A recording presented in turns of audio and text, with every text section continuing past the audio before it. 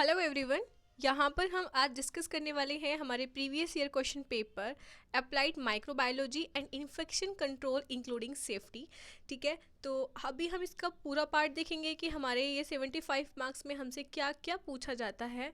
तो ये हमारा माइक्रोबायोलॉजी जो कि हमारा 2 पार्ट में डिवाइड होता है। तो जैसा कि मैंने आपको बताया था, पूरा सिलेबस भी आपको बता रखा है। तो microbiology and infection control including safety 75 marks में यही आता है और बहुत इजी पेपर रहता है, इतना कुछ ज़्यादा हार्ड रहता नहीं है। अगर आप उसको ध्यान से पढ़ोगे, समझ के पढ़ोगे तो आप खुद से भी लिख सकते हो।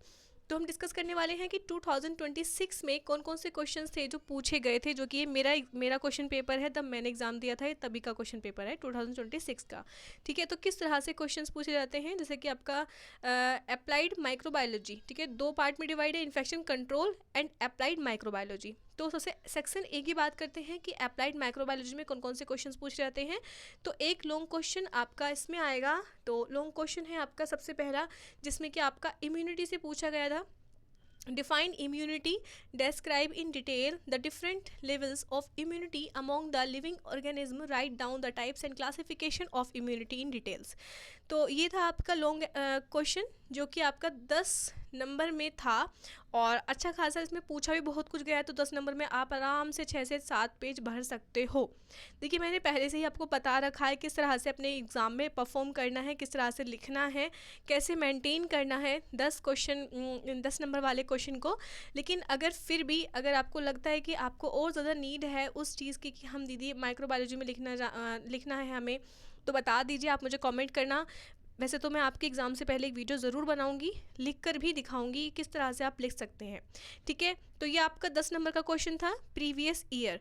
ओके, अभी बात करते हैं शॉर्ट क्वेश्चन की, जो कि आपके 5 नंबर के 3 क्वेश्चन पूछे जाते हैं। और इसमें कोई भी ऐसा नहीं होता है कि आप 4 दिए हुए हैं 3 कर दो, नहीं, आपको जितने दिए हुए हैं इतने ही आपको करने हैं। शॉर्ट आंसर की बात करें तो anaerobic cultivation of bacteria, type of staining, pure culture technique.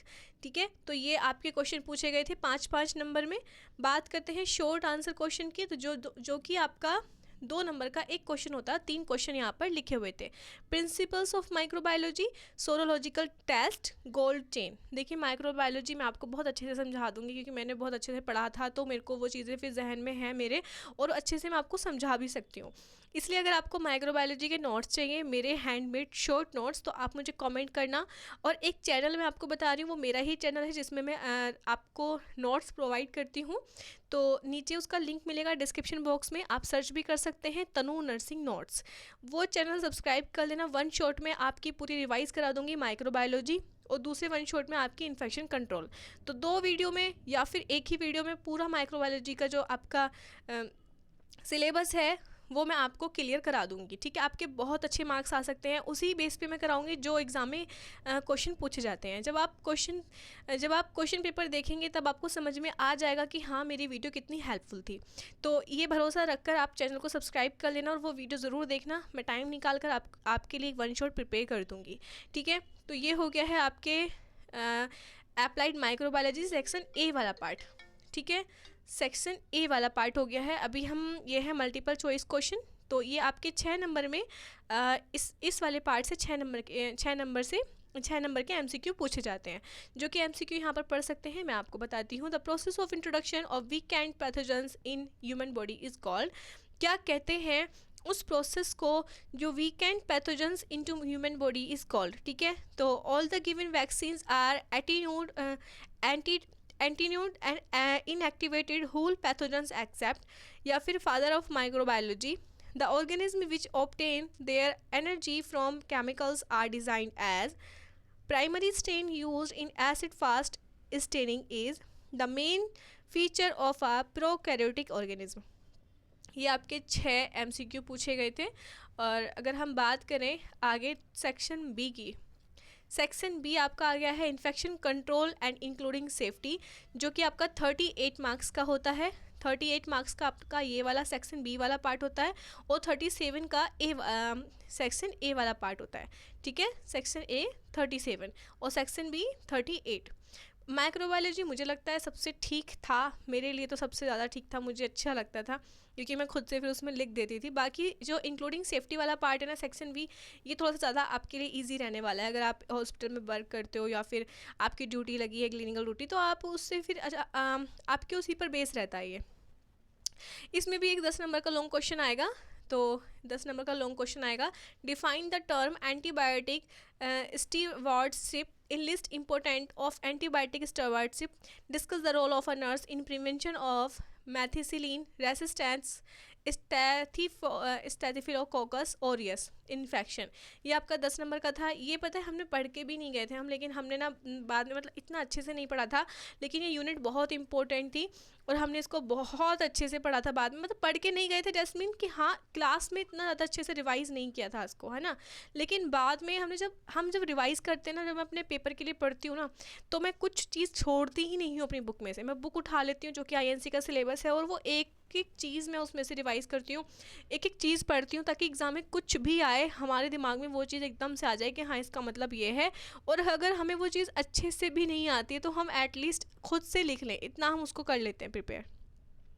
10 number का ये क्वेश्चन था, हमने ठीक से कर दिया। इतना ज़्यादा नहीं लिख पाए क्योंकि बहुत अच्छे से प्रिपरेशन नहीं थी, बट ये था कि एंड टाइम पर हमने देख लिया था तो हमने लिख दिया था शॉर्ट इसमें। हाँ, इस पेपर में मैं इस वाले सेमेस्टर में मैं टॉप किया था, मेरी फर्स्ट रैंक थी अपनी क्लासरूम में, तो मैंने अच्छे से ही लिखा था। ओके, तो शॉर्ट नोट्स की बात करें तो आपका ये बहुत अच्छे क्वेश्चन थे, मुझे अच्छे लगे। नोज़ोकोमियल इन्फेक्शन जिसके बारे में आप जानते होंगे, हजमट सेफ्टी क्या होती है, टाइप्स ऑफ स्टेलाइजेशन क्या होता है। देखिए इतना ज़्यादा सिलेबस होता है और क्वेश्चंस पूछे जाते हैं, तो पूरी इतनी सी बुक में से और इतना सारी चीज़ें पूछ ली जाती है, तो आपको सारा कुछ पढ़ने की नीड है। ओके, शॉर्ट आंसर की बात करें तो शॉर्ट आंसर में आपका mode of transmission of infection, classification of fire, या फिर वेस्ट ट्रांसपोर्टेशन, ठीक है, ये आपके 2 नंबर में पूछे गए थे, तो ये बहुत ईजी क्वेश्चन था। क्लासिफिकेशन ऑफ फायर मैं नहीं पढ़ कर गई थी, बट हाँ थोड़ा बहुत करके आना पड़ा क्योंकि हम स्किप नहीं कर सकते। और वेस्ट ट्रांसपोर्टेशन क्या होता है, किस तरह से हम ट्रांसपोर्ट करते हैं वेस्ट को, ठीक है। और ये आपके फिर 7 MCQ पूछे गए थे, 38 मार्क्स का, इसीलिए यहाँ पर एक जो है MCQ को इंक्रीज़ किया हुआ है, एक यहाँ पर बढ़ा हुआ है, ठीक है। तो ये आपके MCQ हैं, इसकी PDF मैं अपने टेलीग्राम चैनल पर अपलोड कर दूँगी, और भी जितने भी PDFs हैं मैंने उसी पर अपलोड किए हुए हैं प्रीवियस ईयर क्वेश्चन पेपर के। एडल्ट हेल्थ नर्सिंग है, या फिर आपके पैथोलॉजी है, फार्माकोलॉजी है, सभी कुछ मैंने उस पर अपना अपलोड कर रखा है और कर दूंगी जो भी रह गया है। तो ये आपको PDF मेरे टेलीग्राम चैनल पर मिल जाएगी, वहाँ से सेव कर लेना और आराम से अपनी प्रिपरेशन कर लेना।